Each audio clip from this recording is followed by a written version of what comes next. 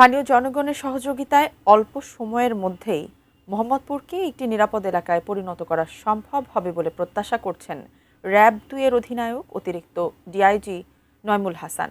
পাটালি গ্রুপের মূল নেতা শামীম সহ ৮ জনকে গ্রেপ্তারের পর র‍্যাব বলছে, এলাকায় স্থায়ীভাবে শান্তি ও নিরাপত্তা ফিরিয়ে আনাই তাদের লক্ষ্য।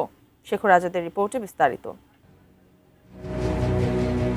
15 মে 2025 গভীর রাতে মোহাম্মদপুরের একটি বাড়িতে ঢুকে একই পরিবারের 7 জনকে কুপিয়ে গুরুতর আহত করে পাটালি গ্রুপের সদস্যরা। নৃশংস সেই হামলার ভয়াবহতা দেশজুড়ে ব্যাপক চাঞ্চল্য সৃষ্টি করে। গ্রুপটির বেশ কয়েকজন সদস্য আইন শৃঙ্খলা বাহিনীর অভিযানে গ্রেপ্তারও হয়। তবে থেমে থাকেনি তাদের কর্মকাণ্ড।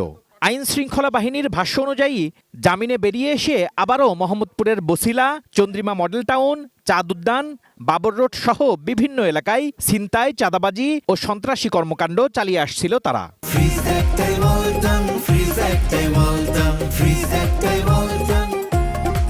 রোববার র‍্যাব মিডিয়া সেন্টারে সংবাদ সম্মেলনে বাহিনীটির কর্মকর্তারা জানান, সম্প্রতি পাটালি গ্রুপের ৮ সদস্যকে গ্রেপ্তার করা হয়েছে।